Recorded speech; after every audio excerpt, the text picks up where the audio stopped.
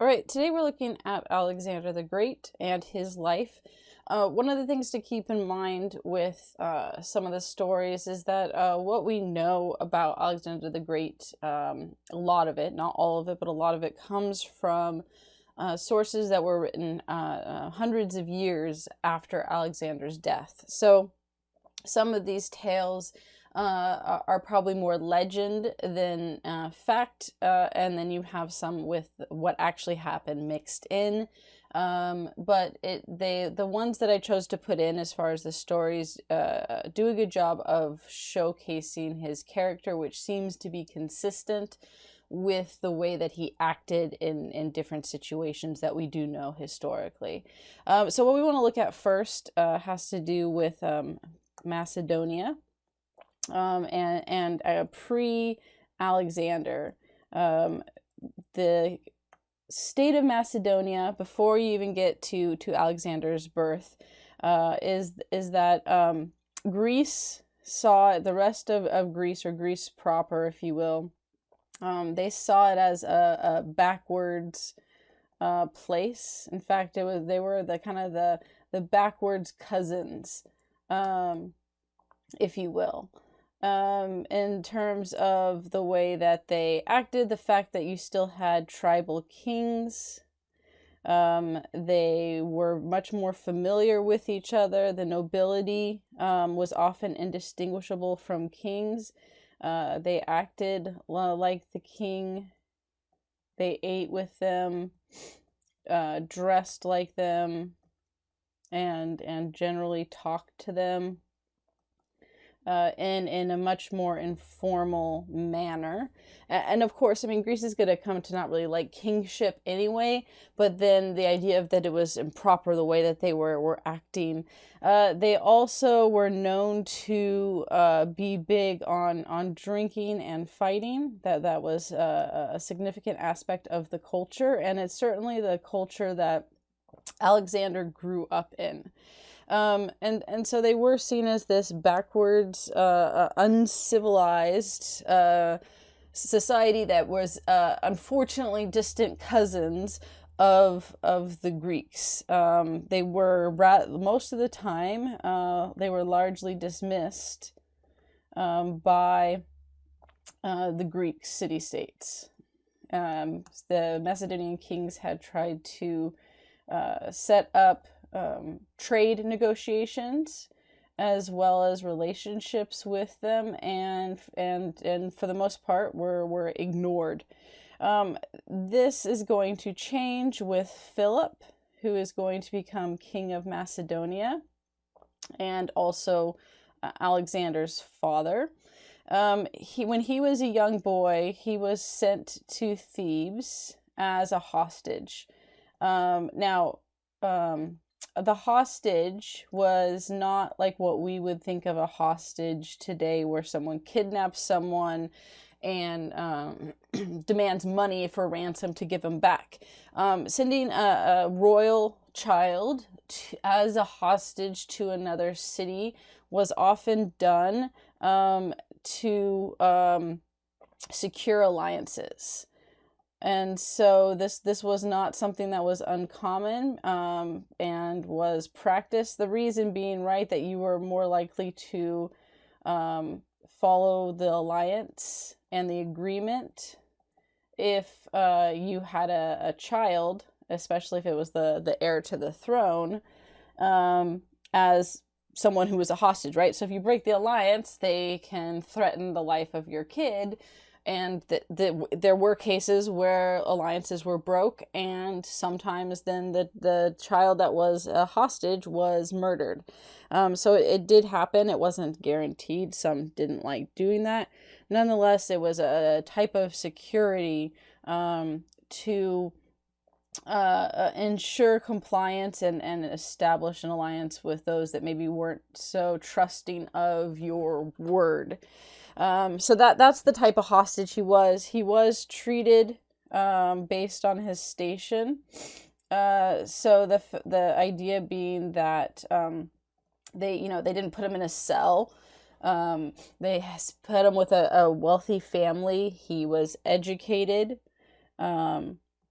and was given proper training in a lot of different areas. And the training was important because it ultimately led to military training.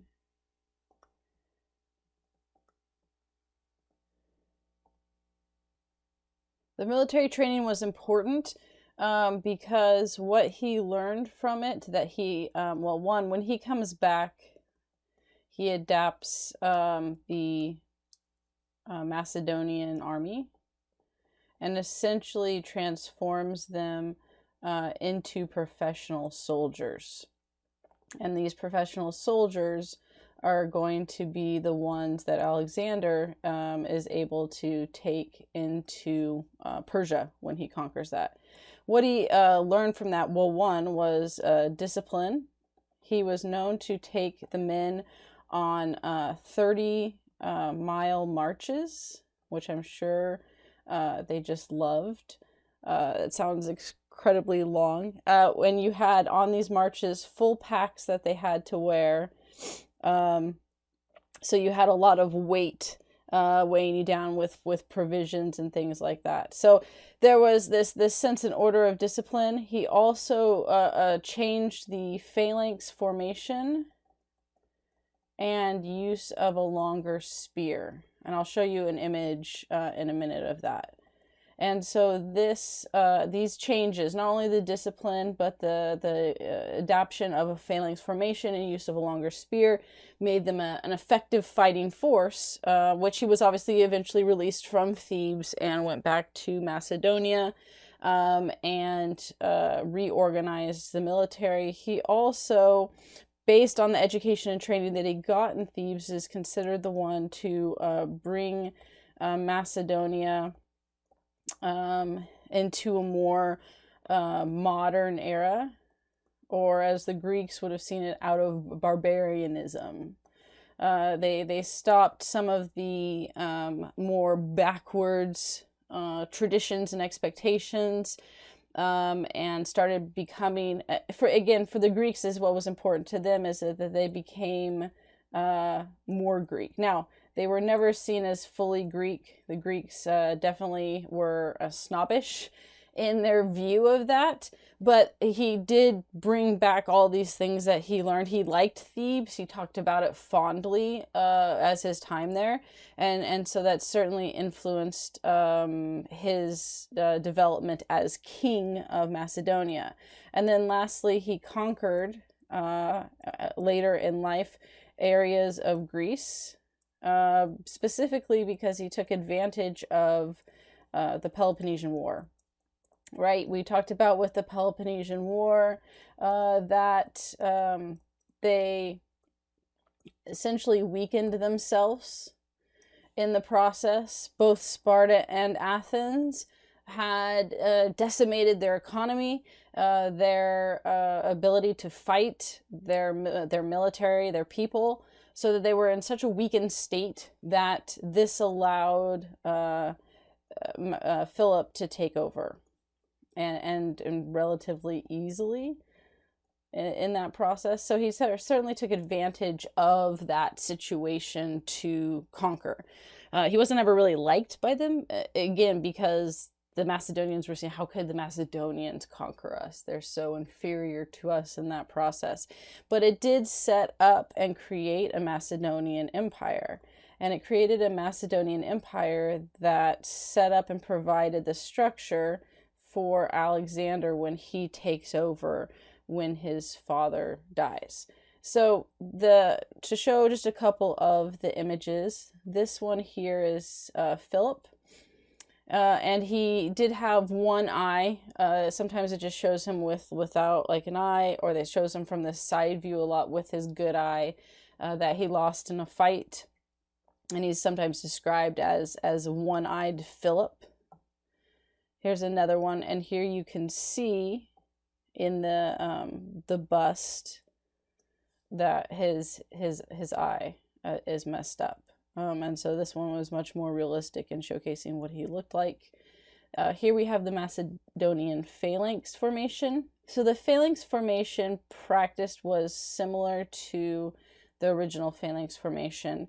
But it had a formation of 256 men, so it was larger than the Greek Phalanx, hoplite Phalanx formation. They functioned much like hoplite soldiers.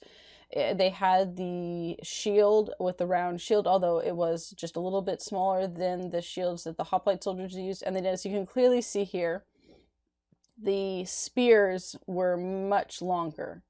And that was meant to be able to reach charging cavalry and other units way before it actually got to them. Right. So if you had the original Phalanx formation, the spears went out, if you're holding it out, maybe to just about here on it, not too far in front. So the enemy could get up close. And we saw that in that clip too of 300 where I showed the Persians attacking. And while it gets unrealistic, that it showed how the hoplite Phalanx formation worked, and they get really close to them. In fact, they're pushing them off with their shield, so the enemy can get up really close. But with these longer spears, it provides more protection and makes it more difficult for the enemy to get in close to the soldiers themselves. Now, eventually, the spears become ineffective and they have to move to swords as well. But so those are the adaptations, is you take what worked with the Phalanx formation and then adapt it in certain areas so that you have a more successful use of the spears and the longer spears. Here's just another artist rendition of what it looked like. And you can just see all the spears up here, up top from those waiting behind, and you have several rows. So the drawing shows it a little bit better, but that you have the front line that's holding spears, but the back two lines behind them also are putting their spears out. So you see these different lengths where some spears are out further than others. Well, that's because it's 3 rows of soldiers that have them out, and then the others in line waiting for their turn to move to the front and put up their spears out. And then we have the map here that shows what Macedonia was like before Philip. So here, the red is the Macedonian kingdom. And then there is this lighter red, if you will, that is the independent Macedonian tribes. And then if you go south, you see Greece with Athens and Thebes. And you can see Thebes is real close to Athens, right? That is where Philip was held hostage. So he was in a cultural area that was definitely connected to not only the Greek city-states, but Athens and its culture as well. And then Sparta's down here on the Peloponnesus. And so this is their territory before Philip. And then you have the empire after Philip. So then you can see how much they take over. The only thing that doesn't get taken over is Sparta. Sparta chills there. He didn't try. It's kind of like, I'm just going to leave Sparta alone. You guys don't have the whole wall thing because y'all are crazy. So we'll just focus on the territories that are easier to take. So Sparta remained unconquered under Philip. And that their reputation certainly played a role, because they were definitely in a weakened state as well. They had no ability to protect. I mean, he took the rest of the Peloponnesus. They had no ability to defend. It's just that their reputation and the fact that they were really good fighters, there was kind of this idea of not risking conquering Sparta and losing everything else. So again, here's Macedonia originally. And then they spread out through Thrace, all of mainland Greece down through Athens, and then the Peloponnesus minus Sparta, and then into Illyria as well. And then you have a Macedonian ally in that one region. So the Macedonian Empire was pretty large when Philip died. And it's what Alexander inherited. Philip was looking to move into Persia as his next move, but ultimately died before he was able to. And that certainly is going to influence Alexander, who kind of takes up and has to be better than his father. Okay, so that's Philip. What we're going to look at next is young Alexander, and then his transition to King of Macedonia in that process. So there's a couple interesting stories with Alexander's youth and his teachers, along with just his character, that kind of set up some good examples of his personality.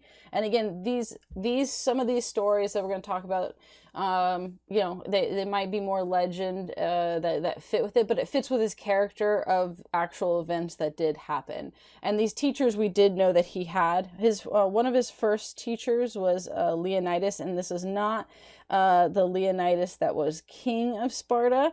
And nonetheless, he was a warrior, and Leonidas definitely trained him with a lot of Spartan ideal.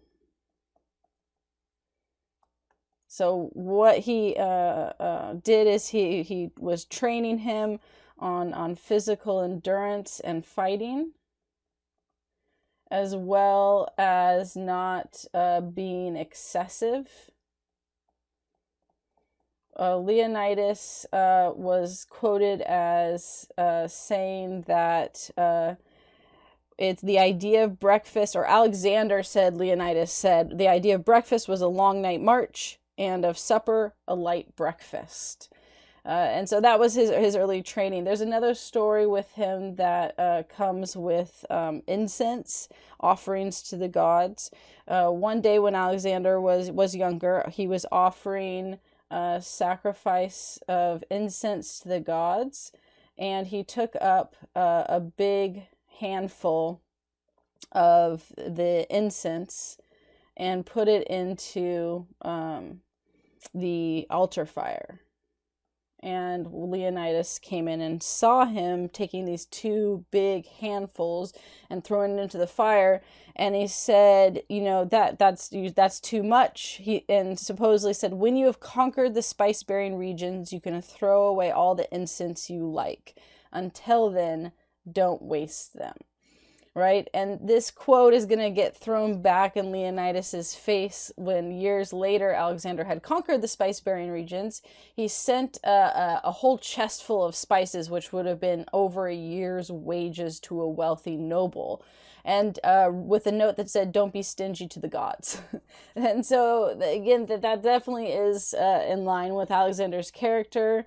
But also Leonidas's, the idea of that he was wasteful, wasting money, because even two fistfuls was a lot. And then Alexander's response of sending him the chest full and saying, don't be stingy with the gods. So that was his first teacher. Or at least the major teachers and stuff. He had obviously tutors in between these in different subjects, but these were the most impressionable and the ones that Alexander talked about and then got written about in a variety of ways. His next well-known teacher was Aristotle, and it was the actual Aristotle, the philosopher, who was paid quite handsomely to tutor him. And Aristotle definitely had some influence on Alexander's interest. Specifically, he ended up having interest in medicine and biology. And it was Aristotle that convinced him to take along scientists and botanists on his campaign to Persia. I can't speak all of a sudden again. To Persia, not Persia, Persia, and that they recorded all of these observations along the way, and ended up putting it into a book that ended up being used for a very long time after Alexander's death. So went on the campaigns with Alexander. And that definitely was an interest of Aristotle's. Aristotle was interested in the reality of the world. and the idea of the natural world, and had obviously passed on that love to Alexander enough, or at least the importance of it, to bring scientists and botanists on his campaign to record all the new stuff that they discover. And then also a keen interest in he was taught both the Odyssey and the Iliad, but the one that Alexander clung to was the Iliad. Not surprisingly, he identified with Achilles, and he carried a copy of the Iliad with Aristotle's notes in it all the way through Persia. So it was important to him enough not only to carry it with him to Persia, but supposedly he had a special box made for it that he kept it in, and that it was recorded that he read it and referenced it a lot throughout the campaigns. And it apparently had Aristotle's annotations and notes in the book itself. So these two teachers were influential to Alexander, both in things that he remembered, as well as kind of some of his character and development that took place. Now, there's a couple other stories from his youth that, again, showcase his character well in terms of what we see later on. One of them had to do just with his anxiety over becoming greater than his father. As the Macedonian kingdom continued to expand and grow, as we saw in that map, Alexander supposedly would lament to his friends that his father was conquering everything, and there was nothing for him to achieve. And so he didn't like the fact that it was like, what's left for me? What's the purpose? His friends tried to console him, that, your father is doing all of this for your future. You're going to have all this stuff. And he said, what are possessions to me if I achieve nothing? So it certainly shows his drive, but also the idea that he wanted to outdo his father from a very young age. So let's see, he'd conquered everything and nothing left for him. And we know that one of the reasons that he went to Persia and decided to conquer it was because, one, it could leave his mark, but that there was always a longing to outdo his father. And so if his father had, failed to conquer Persia, not because he tried, but because he didn't make it in, then by conquering Persia, that was becoming greater than his father. The other story has to do with Alexander's horse, and supposedly the way that he got his horse. And this story was that there was a horse breeder who was there to sell a horse to Philip. And this horse was wild. And the horse breeder was trying to not completely tame it, but show it off. And the horse was apparently very beautiful and strong. So it was seen as this kind of magnificent horse that someone would want. And yet when the breeder was trying to show it to Philip, he couldn't get it under control. And eventually Philip lost his patience and told the horse trainer to take it away. And Alexander was watching. And apparently, how this happened, or if it even did, but again, it showcases things.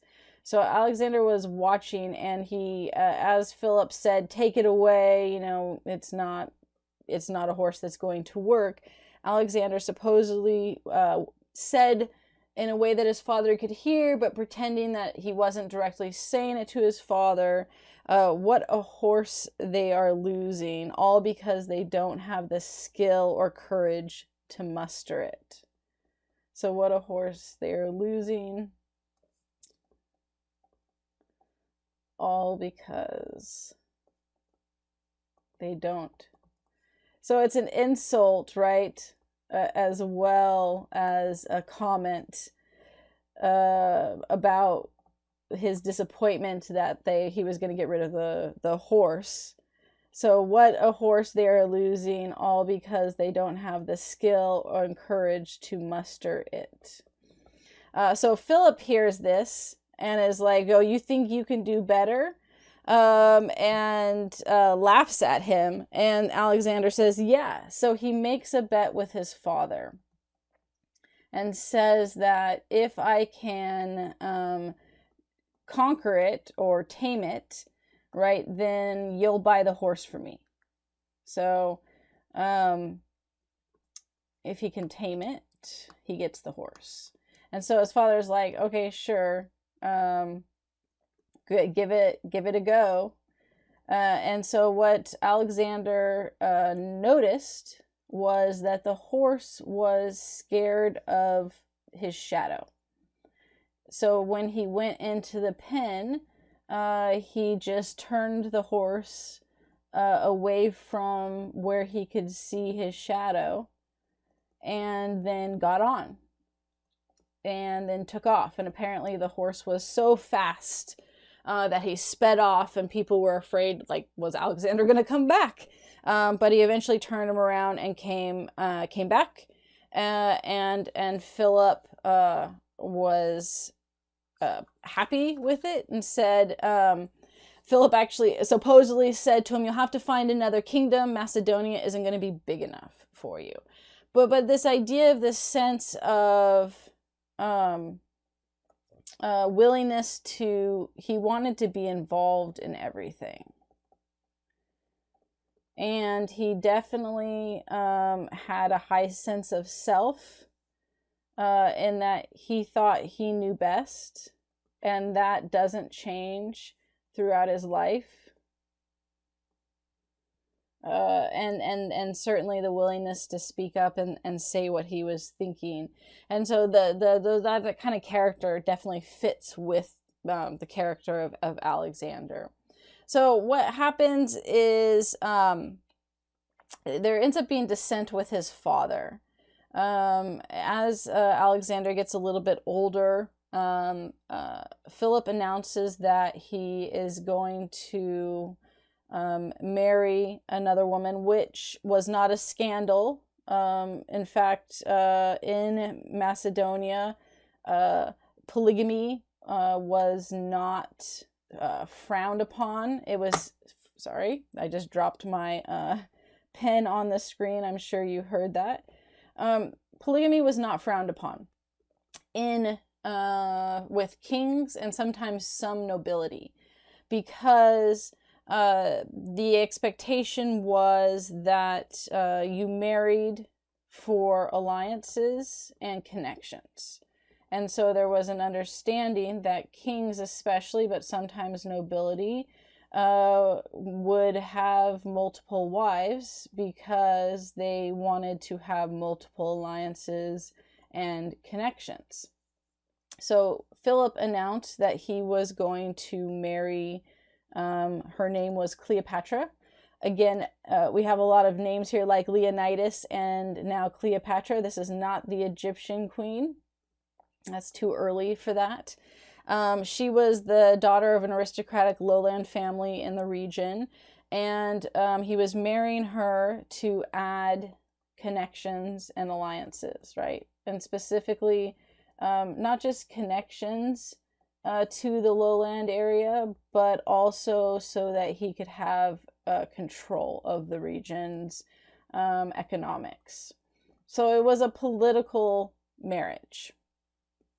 Nonetheless, it created tensions because supposedly after he married Cleopatra, he started having conflict with Alexander's mom, Olympia, and she was not only censured at one point, but kind of exiled from the court.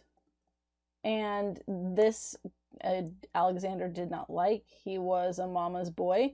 And he repeatedly talked about not only how great she was, but didn't like how she was being treated. This led to some discussion that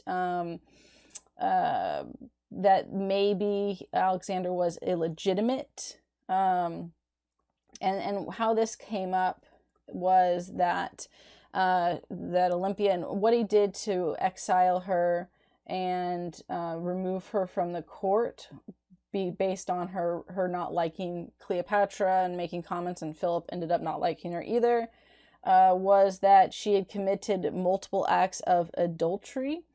Again, multiple wives was okay, but in typical Greek fashion, women weren't allowed to have additional husbands and or lovers. And so when they used the adultery as part of her crimes for exile, then rumors started spreading that Alexander might not be legitimate. At the wedding feast, one of the noblemen for Philip supposedly gave a toast that said the toast so that a legitimate successor to the throne would be born. And the toast, of course, then specifically threatened Alexander's claim to the throne as the firstborn. And I mean, threatened Alexander, essentially, because he was saying then that Alexander was not legitimate. And Philip didn't correct it, which made it worse. This actually led to a public brawl between Alexander and his father. And not too much longer after that, Philip ends up being killed. Philip was murdered. So he didn't die in battle. He was assassinated. And there was always suspicion on Alexander, and Olympia actually too, that one of them instigated his death. So more suspicion fell on Olympia than Alexander, but there was either rumors that Alexander knew or that he took part in it, and then the other was just that his mother instigated it to make sure that Alexander had the throne. So Alexander then takes over for his father and is going to begin his quest for the throne. He was very young when he took over. Essentially, by 26, he had conquered most of the known world. So from 19 to 26 was his period of taking over control and expanding and conquering as much as he could. So Alexander takes over, and he wants to go to Persia. But before he can go to Persia, you have an issue that he has to deal with, which is Thebes. Thebes revolts from the Macedonian Empire after Alexander takes over, in part because Alexander was young, in part because the Greeks didn't like Macedonia as their rulers. And so the problem with revolt is that you can't let it go. We've looked at this before. When you have revolt, if you don't put it down, others will follow. And so before he could go anywhere, he had to fight Thebes and win. Because otherwise, if he took off for Persia, the rest of the Greek city-states would revolt as well. And Alexander had a knack for showing up very quickly in response to things. And we'll put showed up very quickly. He did. He showed up quickly, much faster than Thebes expected in response to Thebes' revolt. So one of the things that helped benefit that is that they were not fully ready or prepared to fight him, because they thought he was going to be several months out before he showed up. And instead, he's there relatively quickly after they announced that they were revolting.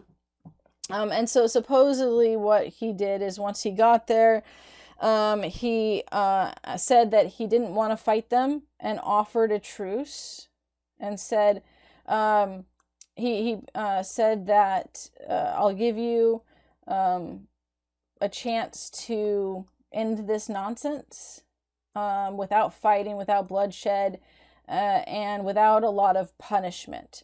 So the idea that he was trying to say is these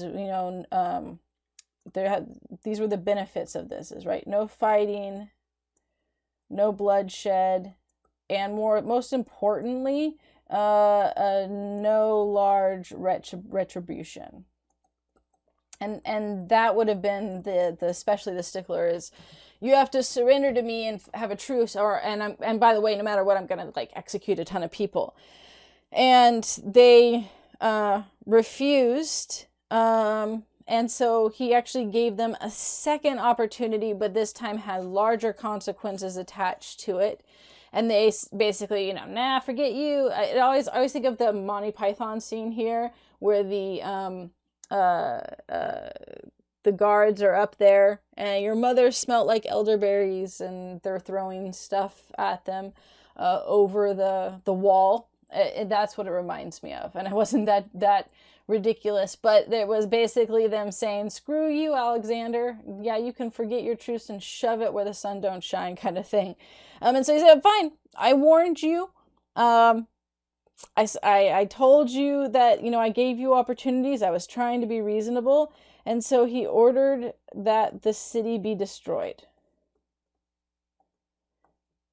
Except for apparently his favorite poet, Pindar, that lived there. He ordered that poet's house be left untouched. So if you were a favorite of whatever of Alexander's, you got a pass. Nonetheless, he ordered the destruction of the city, and this was to make a point to the rest of this Greek city-states. Don't revolt, right? I will utterly destroy you. I'll try to be reasonable, but if you refuse, I'm going to utterly destroy you. And it worked, because he needed to do that if he was going to go to Persia.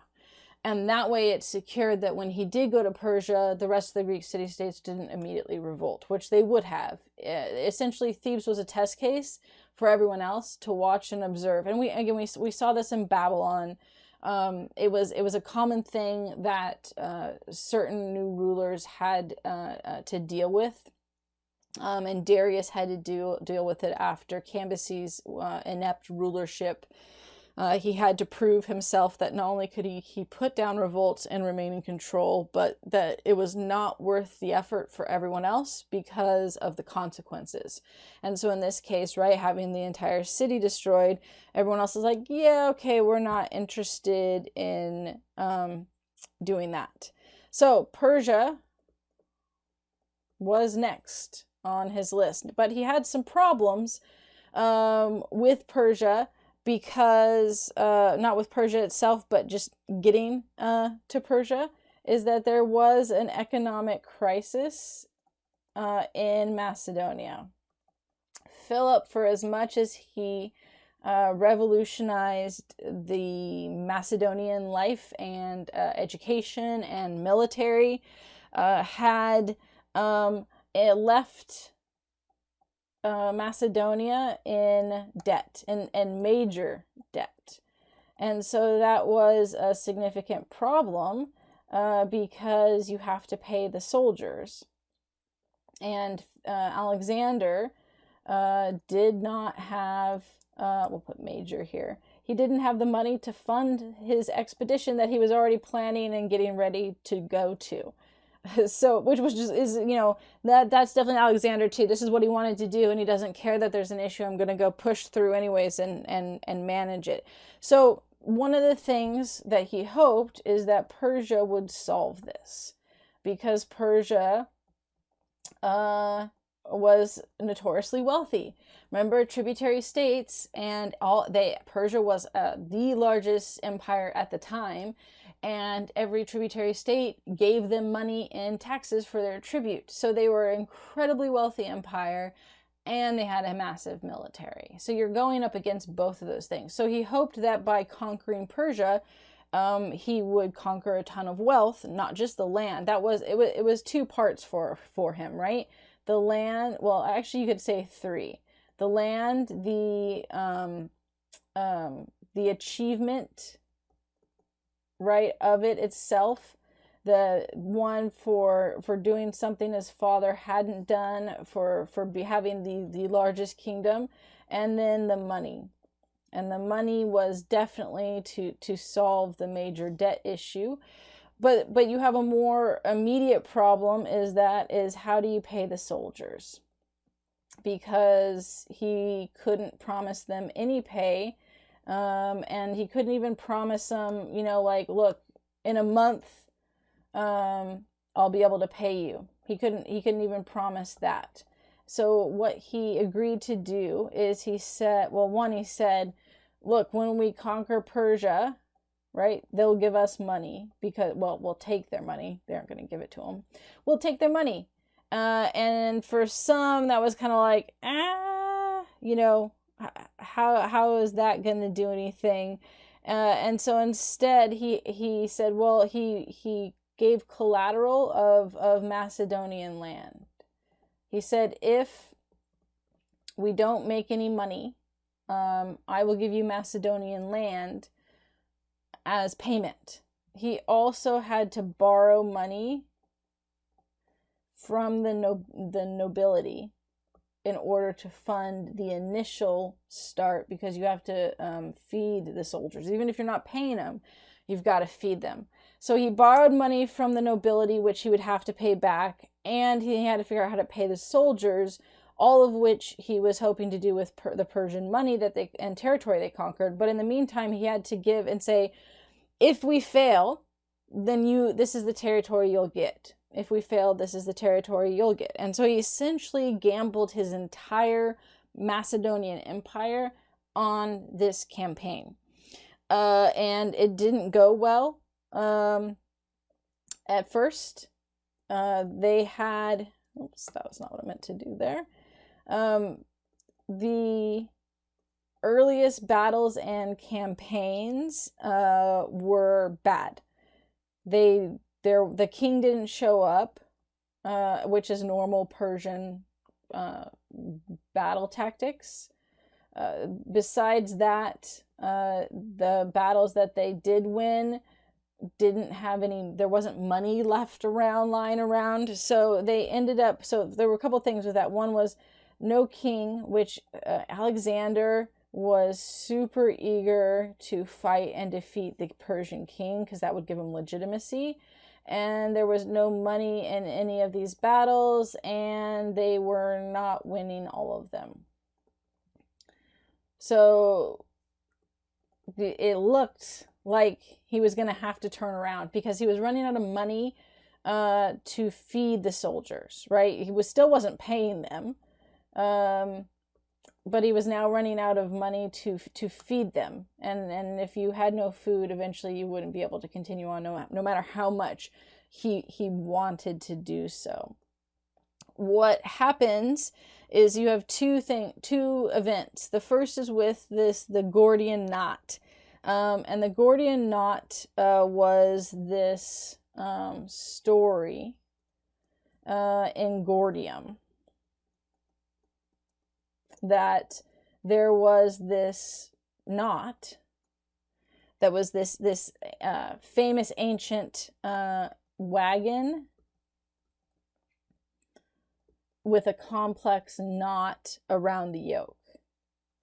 And it was said that this complex knot, an ancient wagon, were impossible to undo.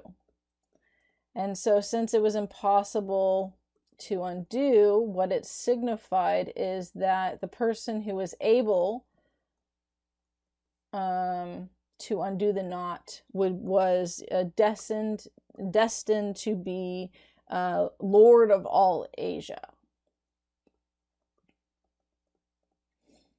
So this was a perfect story for Alexander, because he needed to rally the men to keep going just a little bit longer. So when they got to Gordium, he heard about the story and decided he needed to undo the knot, because then it was perfect propaganda, right? If he undid this knot that no one could do, that had been around forever, then he could say, look, it says I'm destined to be Lord of all Asia. We got to keep going. So there's two stories. He apparently attempted it a couple times and failed. And there wasn't like a limit on having to be the first time. So he played around with it. He tried, he couldn't do it. And so then there's two stories with after they both say, the stories say he attempted several times and failed. One story is he pulled the pin from the yoke that put the yoke, attached it to the wagon. And that he noticed this after failing and observing it a couple of times. And once he pulled the pin off the yoke, the end of the knot came off. And so there was the idea that Alexander was smart and intelligent and figured out something that no one else had noticed. This, if you're going to say one of these two stories was one of these stories was wrong and one of these stories is true, this is probably with most certainty not what happened.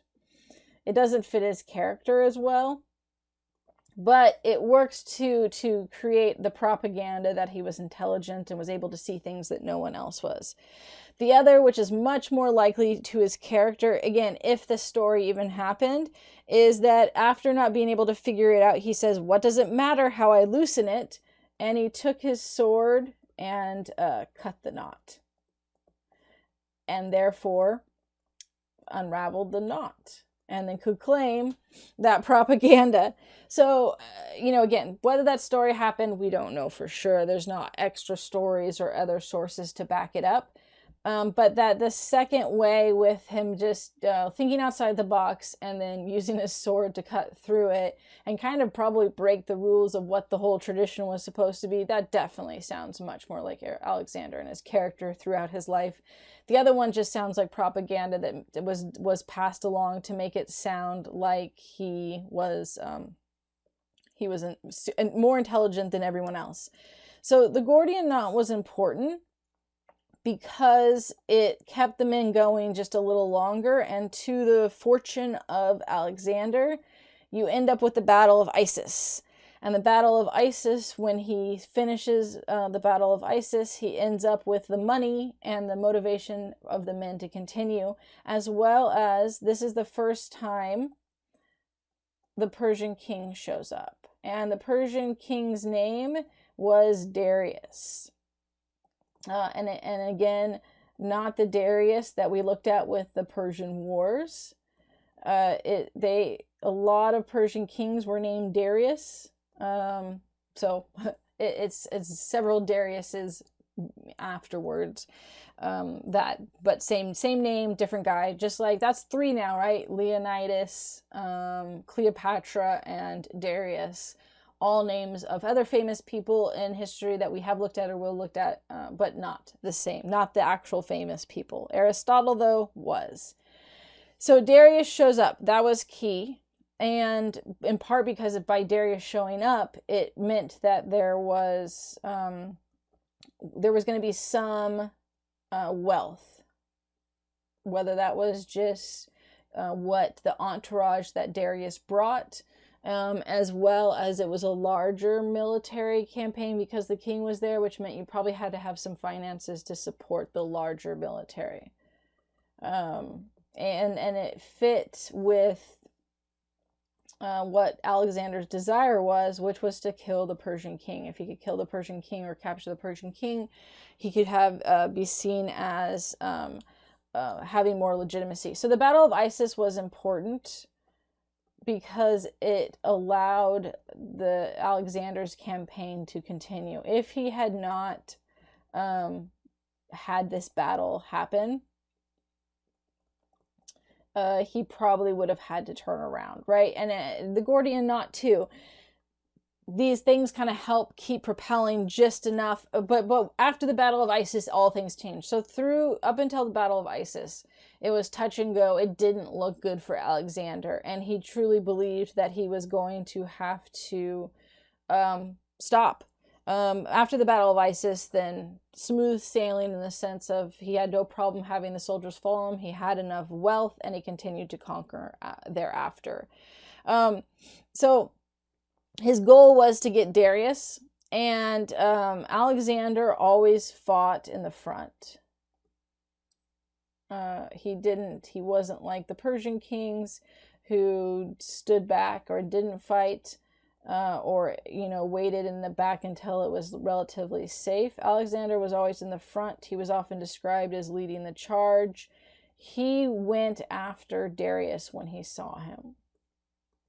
And this was reckless because he was surrounded by bodyguards, and he charged out in front of everyone else and apparently didn't have protection, but it was successful in getting Darius to flee. Supposedly he was able to make contact with Darius's thigh and cut him. Either way, probably Darius just saw Alexander charging for him and was like, oh crap, and he turned around and fled. And the thing was that when you have a king flee, that tends to have the battle tends to go poorly after that for whoever's king flees, after your king flees. And it crumbled as you had part of the military that followed Darius and the other that stayed behind, and so they won.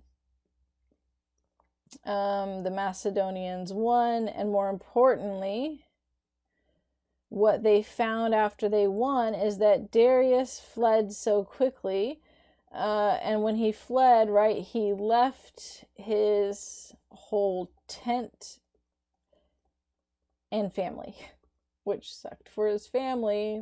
He's basically like, oh yeah, well, I took off and just left you behind. So apparently he brought not just his entourage, they had this massive tent that was constructed for the king. Remember, Persian lifestyle was pretty luxurious because they were so wealthy from the original Darius on.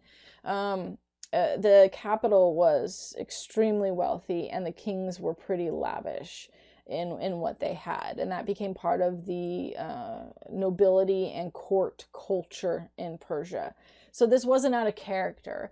Darius brought this whole entourage and his family, his wife and daughters, and of course the tent was not set up in the battlefield. It was further back, but when he fled, he didn't stop and pick up his family. He just kept going.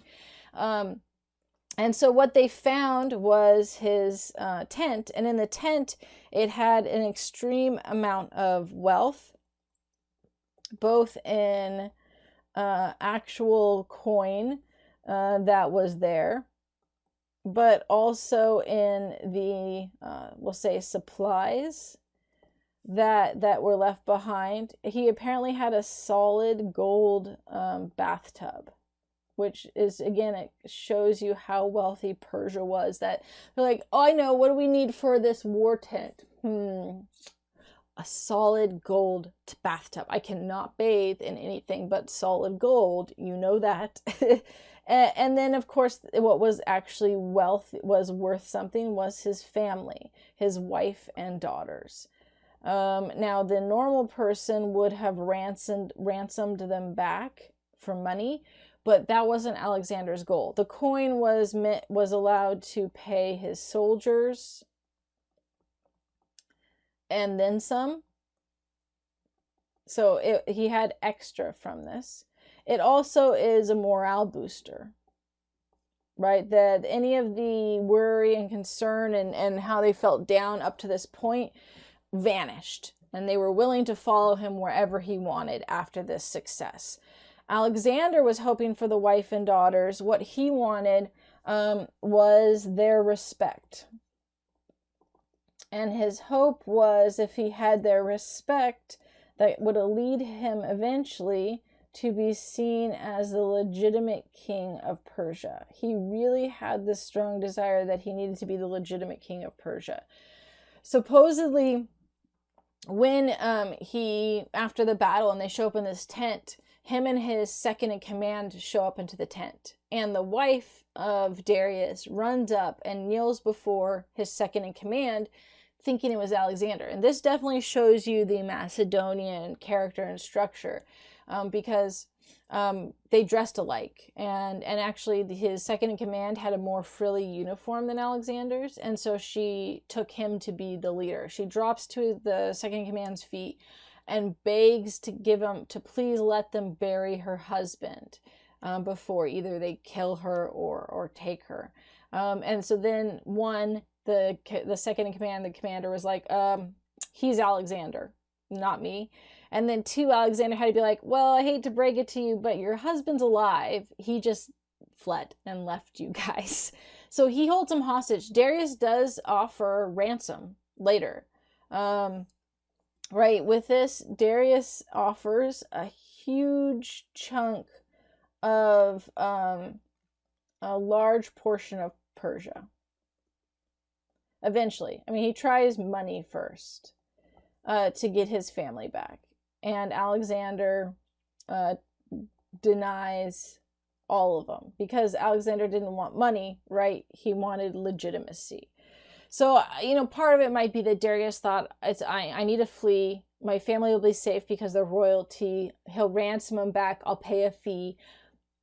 And then we'll be fine. And then he goes and is like, okay, I'll give you money for my family. Thank you for keeping them safe. And Alexander's like, no. And he's like, huh? Yeah, no, I'm good. So then he's like, okay, I'll give you some of the land of Persia and money. And Alexander, no, I'm good. I'm sure at that point he was like, crap. Because that's not normally what people did. And it was not the situation that Darius thought was going to happen. And you almost could expect that a ransom would be paid and you get your family back safely. Everything else was abnormal to happen in that sense. He tried to apparently get them to like him. He had people bring them cloth so that they could sew. Because again, remember, the Macedonians still had some of these themes. A good woman in Greece sews and does needlework. And so he brought them cloth and stuff. And apparently they were super offended because it wasn't silk. Again, Persian wealth, all the nobility and royal families, they only wore silk. Silk was super expensive. And most of the people in Greece, it was not something that was as common. And so when they brought him cotton and other things like that, it was like an insult to him. And he tried so hard to get them to like him, and it really didn't happen.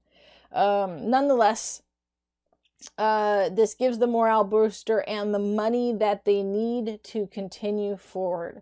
The next big battle, and one that was significant, wasn't even as much of a battle, but the next significant location, and it's where we start to see a change in Alexander's character after this, is Egypt. They go into Egypt to conquer Egypt, and instead of having to do so and conquer, he is welcomed into Egypt as a hero. And actually, they crown him pharaoh. So they didn't have to really, they fought to get to Egypt, but he didn't have to fight Egypt. They welcomed him as a hero into the city, and claimed him a pharaoh, and the double crown of Egypt, right? The upper and lower Egypt crown was placed on his head, and he was proclaimed pharaoh of Egypt.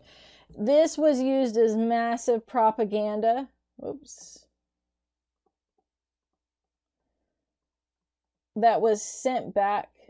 Well, it was for his military, but it was also sent back to Greece, to remind them not to revolt. What did you hear? Alexander is now pharaoh. And in fact, he also then used the misnomer of how the Egyptians treated pharaohs to claim that he was a god, or at least alluded to that. Apparently, when news got to Greece, they were like, that's stupid. Sparta apparently responded, if Alexander wants to be a god, let him be a god, who cares? Like, they brushed it off and was like, that, yeah, whatever, stupid. We're not going to get all upset about it. He can be crazy if he wants to be crazy. His first royal act was to build a city named Alexandria.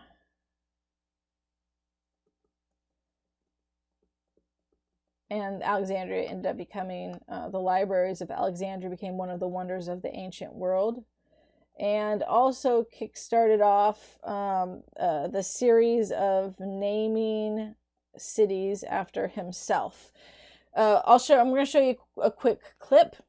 This is from Horrible Histories. It's from the BBC.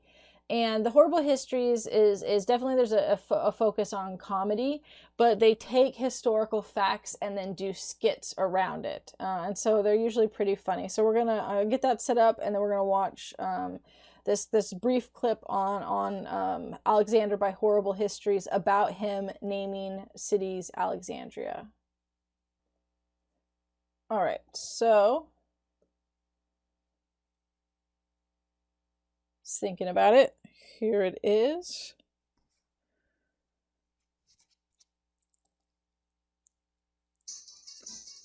Groovy Greeks. So, what should we call this new city, O Alexander? Oh, sorry. O Alexander the Great. Yeah. I think we should call it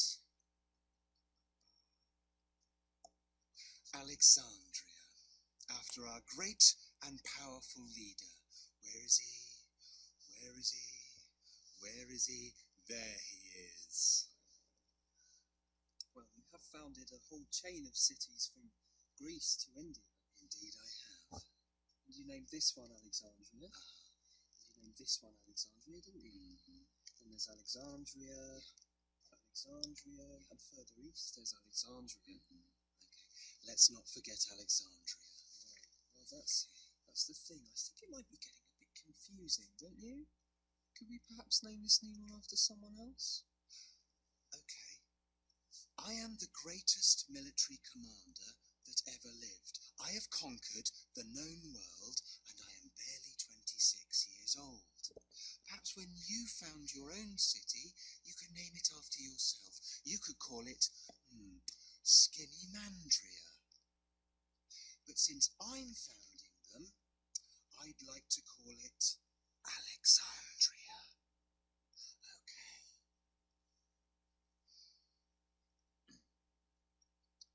Yes, sir. No, actually, do you know what? Perhaps you're right. A great military ruler also listens to his advisors. It is getting a bit confusing. I think we should call it Iskanderun. Iskanderun, great. Why Iskanderun? It's Turkish. Is it Turkish for Alexandria? Yes. Horrible history. All right, so just a funny video on him naming everything after himself. Let's look at a couple images too. Here's one statue of young Alexander. Now, a lot of the Hellenistic statues of Alexander are definitely that idealized state. Here were his teachers, Leonidas and then Aristotle. Here is another one of Alexander the Great. Again, definitely within that sculpture style of that arete, the excellence of the classical period. So while Alexander is the start of moving towards the Hellenistic period, he's definitely using, and the sculptors were using the classical imagery of this idealized body and face that they did. And here was the conquest of Thebes with putting down the revolt. And then the Gordian Knot, showing him cutting it. The Battle of Issus. This is one of the older pictures. Here is Alexander. And that one was probably much more realistic of what he looked like than any of the statues that we saw. Some of it is here you can see is damaged, but yeah, this right here is him, and then here's Darius about to engage before Darius flees. And then this is Alexander's empire. We haven't gotten quite to all of this. Right here was Gordium, Issus, and then he went over to Alexandria that he founded, and then Gaugamela, and then finally Babylon. So you have 1, 2, 3, 4, 5, and then from there goes and conquers out into all the way to Bactria. But these were the main battles that took place, and ends up being the largest empire in the known world because it not only contains Macedonia and Greece, but all the way into what was Mesopotamia, what had been Mesopotamia. Well, what was the Persian Empire, right? He ends up taking over the entire Persian Empire and going a little bit further than the Persian Empire. So, Egypt was that turning point of really his behavior beginning to change, and then when he gets into Babylon, it solidifies that and is going to create tensions with his soldiers, and for a couple reasons. So there's the Gaugamela was another campaign where Darius showed up again and lost and fled. And then that leads to reaching Babylon into the heartland of, and then from there into the heartland of Persia. And you see the most changes from this. So by the time they reach Babylon, he is pretty much controls the Persian Empire, and is able from Babylon to quickly move into, if we go back here for just a second, here's Persepolis, which was the capital of Persia, and you have Susa. These areas from Babylon were a very quick takeover in the region of controlling the Persian Empire. So some of the things that became problematic is for the Macedonian soldiers, many felt that the goal was now complete. We'll say in Persia here because we're talking about both. That they had conquered the Persian Empire, that they had done what he had wanted to. And not only had they conquered the Persian Empire, but they were extremely wealthy. And so that was great. By the time they reached Babylon, Alexander had adopted Persian dress, which in of itself might not have been something that created problems. But he also, well, one, the Macedonians did not like the Persians or the Persian dress. But the other thing is that as he moved on to the Persian capital and took over He also adopted Persian customs. The Macedonians, much like we looked at from before Philip through the beginning of Alexander, were way more informal. So Macedonian culture was to be able to speak with the king and speak your mind. So we'll say speak honestly with the king. Right, there initially had not been distinction between dress, to the point that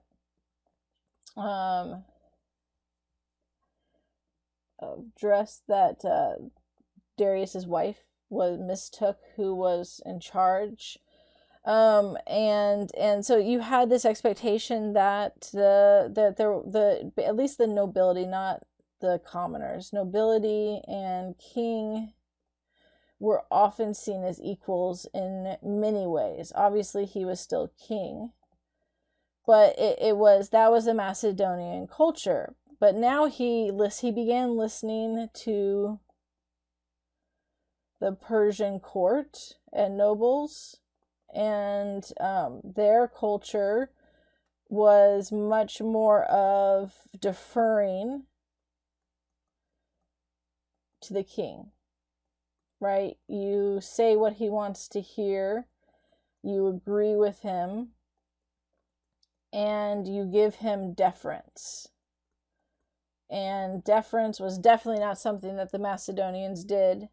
This was seen in prostration, where you lower yourself to the floor, to your knees or on the floor. The idea was, and they showed him this, so the Persian nobles showed Alexander this. They would get on their knees and bow really low on the floor, arms stretched out, or extreme prostration was you laid flat on the floor, feet out, arms out. And it was meant to show deference to the king. Well, Alexander liked this, and so apparently he tried to have his Macedonian soldiers do this. So he gathered them around one day and showed them. And apparently they couldn't stop laughing while they were doing it. So he never had them do it again. But he began to favor, in many cases, the Persian nobles over the Macedonians. And they took this all poorly.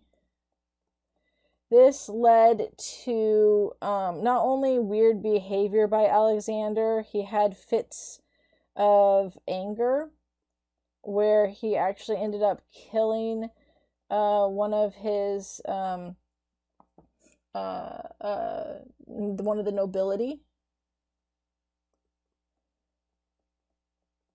in a drunken fit of rage. He also began to be paranoid of assassinations. So all of this changed his character and behavior. He also had, I guess you could say, a new goal. Alexander didn't have a real plan outside of conquering. He didn't have a plan for administration. The one I'm going to talk about is about his closest plan he had. But he really didn't set up how to run an empire. It was all about conquering the empire. He did encourage his soldiers, many who were married back in Macedonia, to marry local Persian women. So one, he wanted to station them. So we'll say he wanted them to stay in conquered areas. And then the goal was, one, it was for security and control, right? You leave contingents of soldiers in each of the areas that you conquer to make sure they don't revolt as soon as you leave. But then the other thing he wanted them to do was he wanted them to marry local women, especially Persian women, and have children. And he encouraged this, even with married soldiers.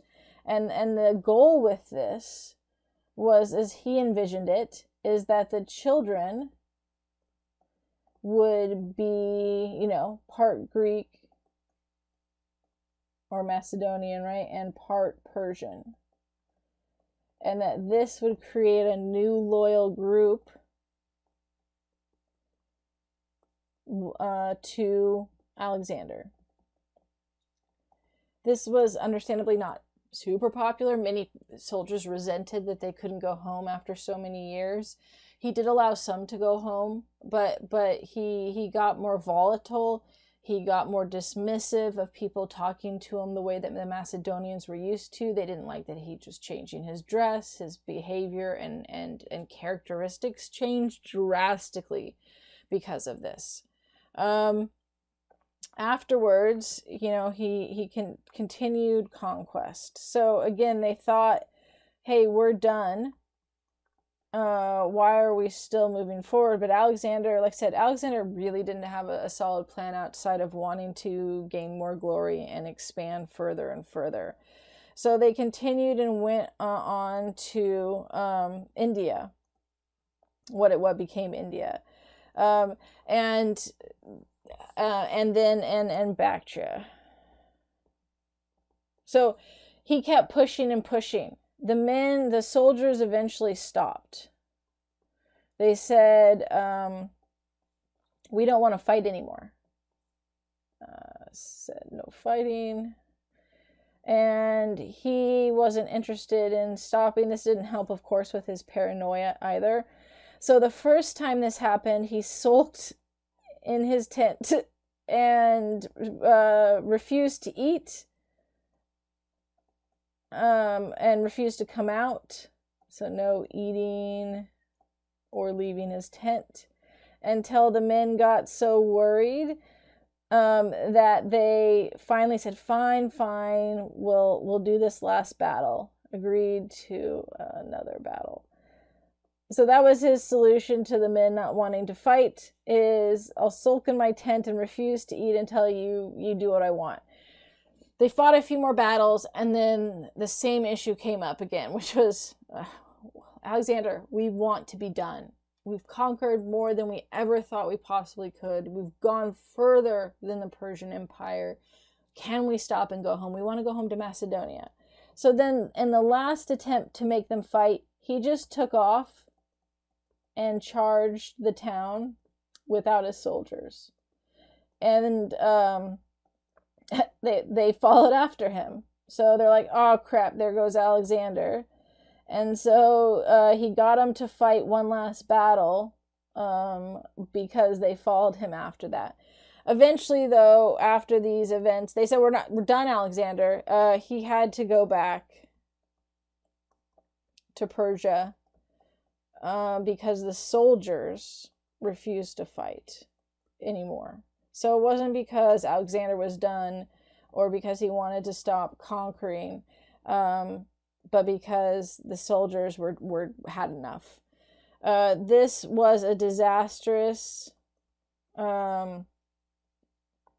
return trip. They split into two groups. The first group went by sea and the other by land, and both lost a lot of men. They did return to the capital of Persia, though. However, while Alexander ruled for a little bit there, and he did get married. He married a woman there and had an infant son. He got sick. And there were rumors of poison. Others that he just got some sickness. We don't know. So we don't know, whether this sickness was poison or not. Nonetheless, his advisors begged him to name a successor because his infant son was like really an infant and wasn't going to be able to rule. He needed a regent at least. the next, so to name regent or next king. And supposedly he refused.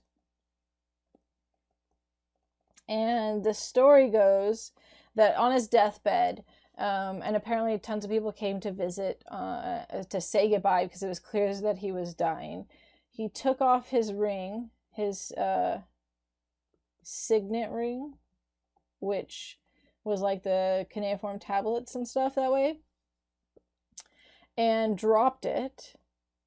And he said, when they asked him, who's your kingdom going to go to? Who's the kingdom going to go to? To the strongest. Either way, whether he did that or not, with his death, it left all the generals scrambling to control territory. And his territory, territory. They all, because he refused to name a successor or a regent until his son was old enough, the generals divided up the kingdom. The most, here we'll look at this one here for just a second. Here is the image of Alexander's death with everyone surrounding him. Ptolemy is probably the most well-known out of his generals. Ptolemy takes Egypt, and that leads to Cleopatra. But then you have the kingdom of the Seleucids, and then these smaller kingdoms here. Kingdom of Antigonus. It broke up. It was, it was a lot of fighting. But so you can see, right, Alexander's kingdom here as a whole versus Alexander's kingdom broken up into many smaller kingdoms. And that happens because the generals scramble to take over. So Ptolemy probably was the smartest and most that lasted the longest. He took Egypt and modeled rule after the pharaohs. He took Alexander's body to bury in Egypt. And the Ptolemaic line lasted all the way through Cleopatra.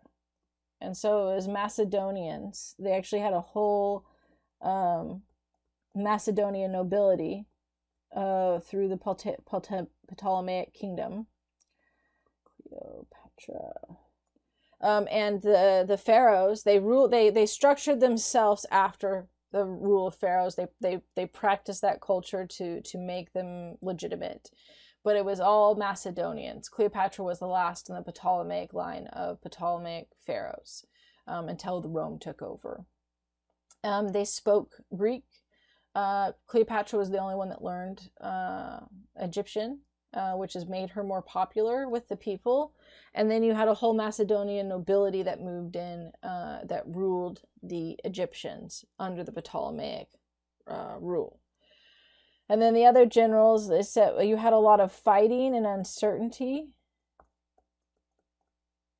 as different soldiers fought, and the end result was multiple smaller kingdoms that did change hands from time to time due to warfare.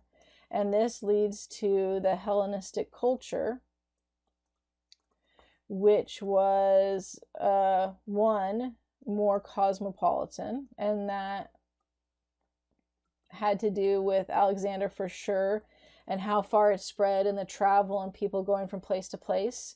But it was also more pessimistic because of the fighting, because of the uncertainty, because of the division of kings and tyrants that took over. It was also wealthier. And that was in part because of the trade and travel that took place under Alexander's kingdom. And the connections and language is that you do have a long-lasting spread of Greek culture. And then other cultures spreading to Greece. And this took place under Alexander's kingdom, but continued after his death. So you see with the Hellenistic philosophies, they're much more pessimistic. It's life kind of sucks, so how do you be happy?